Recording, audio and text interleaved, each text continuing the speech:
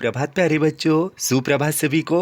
तो बच्चों, आज हम अपने हिंदी विषय के वर्कबुक का अभ्यास करने वाले हैं। और वर्कबुक यानी हिंदी सुलभ भारती व्यवसाय पुस्तिका के अंतर्गत पृष्ठ क्रमांक 17 पेज नंबर 17 पेज नंबर पर हमें आखिर कौन से प्रश्न पूछे गए हैं।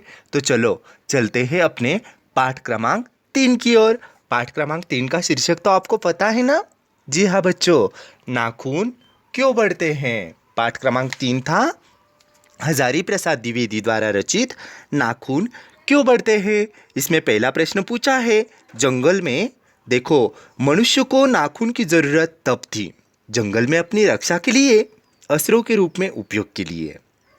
जंगली मनुष्य के दो हथियार थे, जंगली मनुष्य के नाखून और जंगली मनुष्य के दांत। ये जंगली मनुष्य के दो हथियार थे।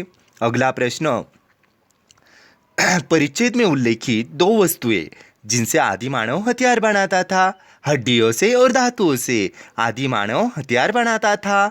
सही विकल्प चुनकर वाक्य लिखिए। हर डैश दिन नाखून बढ़ते जाते हैं। तीसरे दिन आखिर नाखून इतने बेहया क्यों हैं। बेहया क्यों हैं।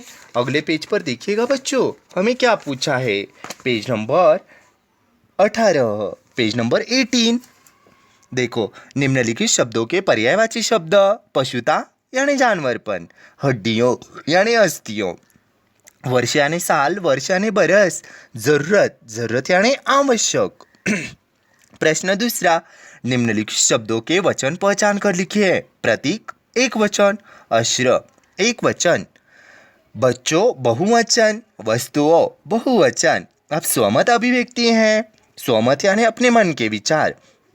आदि मानव का रहन सहन, इस विषय पर अपने विचार लिखिए।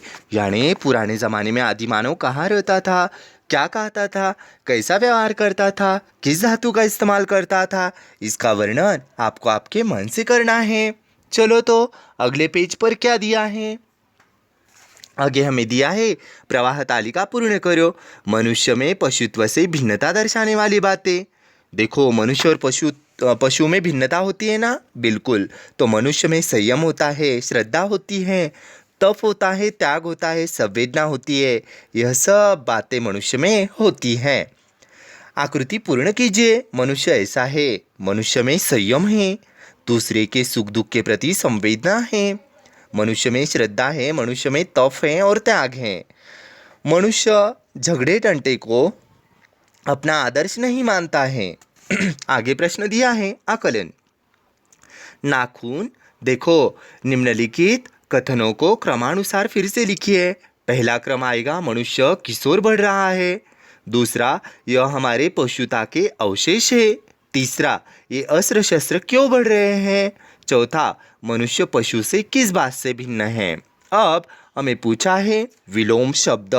निर्बोध का विलोम शब्द सुबोध, पशुता मनुष्यता, अर्थ अनर्थ, सुख दुख। परिच्छेद में प्रयुक्त युग्म शब्द लिखिए। धीरे धीरे, अस्त्र शस्त्र, कभी कभी। इस तरह के अलग शब्द हमें क्या करना है, लिखना है। चलो तो बच्चों चलते हैं अगले पेज की ओर। अगले पेज पर हमें क्या पूछा है। हमें पूछा है, हमारी परंपरा महिमामयी है और इस विषय पर आपको अपने विचार लिखने हैं।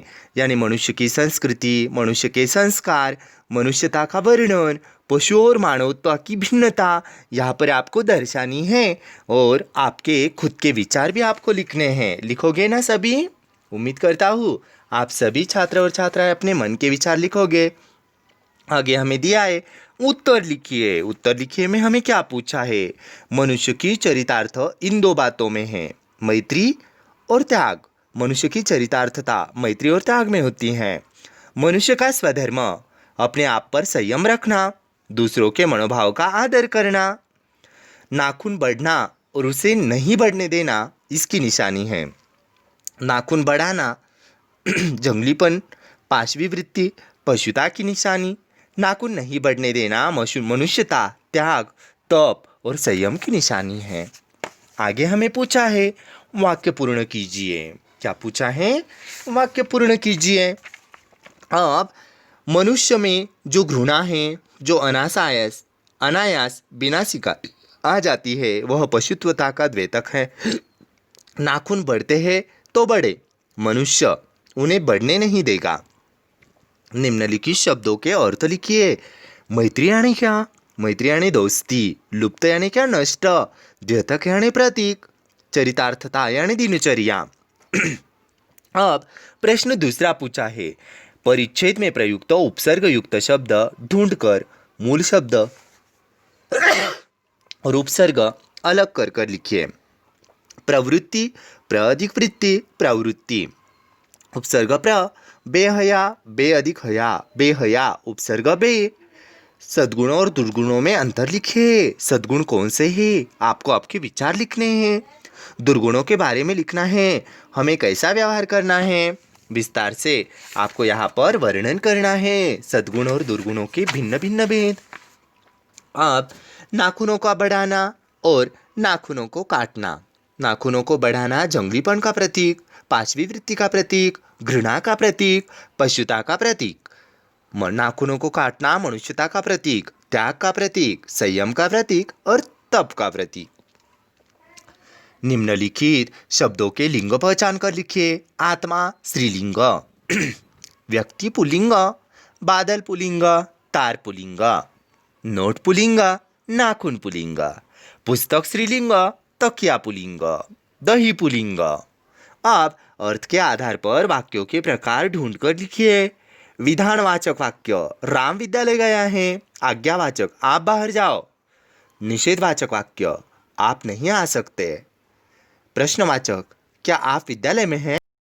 इच्छावाचक वाक्य, मैं भी आपके साथ आऊंगा। संदेहवाचक, वहाँ कुछ गिरा है। विस्मयबोधक वाक्य यानी विस्मयवाचक वाक्य, वाह कितना सुंदर फूल है।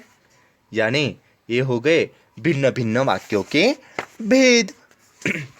अब बच्चों, हमें पूछा है अपनी जो कविता है ना, तो इस कविता के बारे में हमें कुछ प्रश्नोत्तर भी पूछे हैं। अपनी चौथी कविता है। जी हाँ बच्चों, बिल्कुल सही पहचाना। कविता का शीर्षक गांव शहर। मेट्रो कहाँ पर होता है? शहर में। पीपल कहाँ पर? गांव में। पत्ते झरा हुआ वृक्ष पीपल, बदले से लगते हैं सुर। जहाँ तीर रखने को जगह नहीं हो है शहर। गांव का देखना टुकुर टुकुर, शहर का देखना दीदा फाड़ कर। अब अगले पेज पर हमें क्या दिया है? दिया है निम्नलिखित शब्दों के विलोम शब्द लिखिए। नीचे उप, गांव शहर, रात दिन, इधर उधर। पीपल क्या है? निम्नलिखित शब्दों के लिंग पहचान कर लिखो। पीपल पुल्लिंग, रात स्त्रीलिंग, मौसम पुल्लिंग, जगह स्त्रीलिंग। अब हमें पूछा है क्या पूछा है कि स्वमत अभिव्यक्ति, वृक्ष और पंछी के बीच संवाद लिखिए। यानी वृक्ष और पंछी में होने वाली बातें, वृक्षों पर पंछी कैसे रहते हैं, अपना जीवन किस तरह बिताते हैं, ये आपको आपके मन के विचार लिखने हैं। स्वमत अभिव्यक्ति यानी आपको आपके मन से वाक्य रचना करनी है, ताकि आपको आपके मन से विचार लिखते आ सकते हैं और परीक्षा में आप अच्छे अंकों से पास हो जाएंगे और अच्छे अंक परीक्षा में प्राप्त करोगे। इसलिए स्वमत अभिव्यक्ति यानी आपको आपके मन के विचार लिखना अत्यंत आवश्यक है। उम्मीद करता हूँ बच्चों, सभी छात्र और छात्राएं हिंदी व्यवसाय पुस्तिका जल्द ही पूरी करेंगे और चेकिंग के लिए तुरंत भेज देंगे। चलो तो बच्चों, हम अगले तासिका में अगले प्रश्न उत्तर लेकर आते हैं। तब तक के लिए धन्यवाद सभी को। धन्यवाद।